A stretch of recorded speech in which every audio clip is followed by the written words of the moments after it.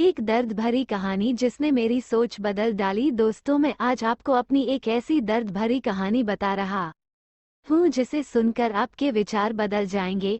दोस्तों, अक्सर जब भी हम रोड पे निकलते हैं और लाल बत्ती पर रुकते हैं, चाहे रास्ते में जा रहे होते हैं, तो बहुत से अजीब लोग हमें मिलते हैं और ऐसे लोग मिलते हैं कि उनकी बहुत ही दयनीय हालत होती है। दिमाग उनका सही काम नहीं कर रहा होता और फटेहाल में होते हैं वो लोग। ऐसा लगता है कि जैसे बरसों हो गए हों ये कभी नहाए नहीं है और इनकी किसी ने कोई सुध नहीं ली है। उनकी हालत ऐसी होती है कि मैं बयान नहीं कर सकता। उनकी बहुत गंभीर हालत होती है, लेकिन फिर एक दर्द दिल में उठता है कि यार ये भी एक इंसान है, हमें इनकी भी मदद करनी चाहिए, हमें इनका भी ख्याल करना चाहिए। क्या हुआ अगर ये अपने घर से निकल आए हैं, ये बीमार है और ये भी तो एक इंसान है। दिल में एक बड़ा अजीब सा दर्द उठता उनको देख करके कि क्या कभी इनकी भी कोई संभाल कर सकता है, क्या कोई इनका भी कोई सुध ले सकता है, क्या कोई इनका इलाज करा सकता है। क्या देश में ऐसा कानून या कुछ गो ऐसी हैं जो इस तरफ सोच सकते हैं कि इन मंद बुद्धि इंसान जो रोड पर गंभीर हालत में लेटे होते हैं, चल रहे होते हैं, क्या कोई इनकी भी कोई सुध लेगा। तब ये सोच कुछ पल के लिए दिल में एक जख्म सा कर देती थी और मन की आवाज आती कि शायद नहीं।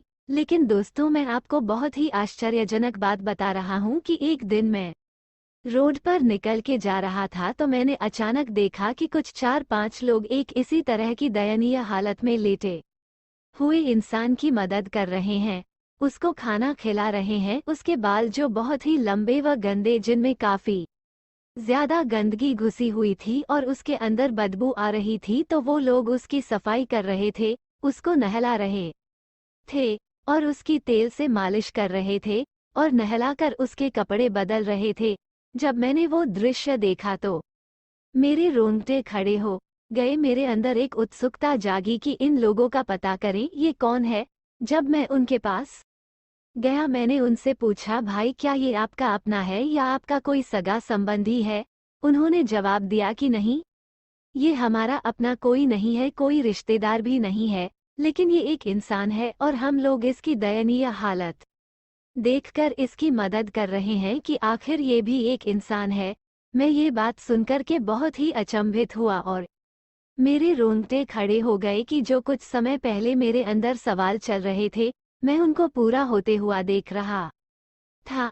मेरी उत्सुकता और जागी और मैंने उनसे पूछा कि सर, आपको इस इंसान के अंदर से कोई बदबू नहीं आ रही, आपको कोई शर्म नहीं आ रही कि आप लोग इसकी इस तरह से मदद कर रहे हो जैसे ही आपका अपना है। उन्होंने एक ही जवाब दिया, नहीं, हमें इंसानियत का कार्य करते समय कोई भी शर्म नहीं आती। फिर मैंने उन्हें आखिर में पूछा कि आप ये बताओ, आप लोग कौन हो और कहाँ से आए हो।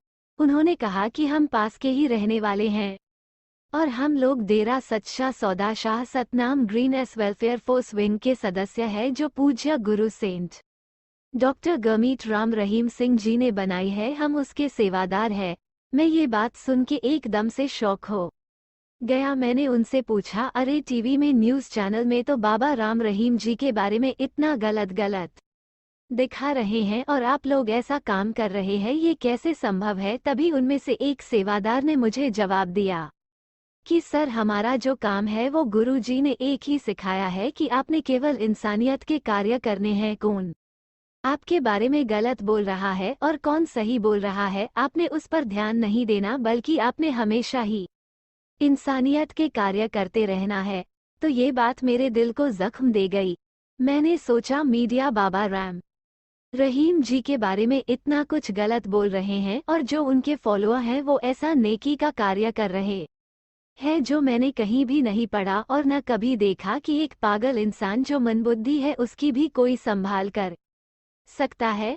ऐसे कार्य बाबा राम रहीम जी अपने शिष्यों से करा रहे हैं। जरूर कोई न कोई वो एक महान पावर लग रही है। ये मैं बात आपको इसलिए बता रहा हूँ कि उस दिन से मैंने भी अपने मन में ये प्रण कर लिया कि कहीं भी इस तरह का इंसान मिलेगा, मैं उसकी मदद जरूर करूंगा। इस तरह से मेरा मन बिल्कुल बदल गया और आशा करता हूँ कि जब आप इस कहानी को पढ़ेंगे तो आपका दिल भी ऐसे नेकी के कार्य करने को मजबूर कर देगा और मुझे आशा है कि आज जिस तरह से मैं ऐसे लोगों की मदद करता हूँ एक दिन आप भी ऐसे लोगों की मदद जरूर करेंगे।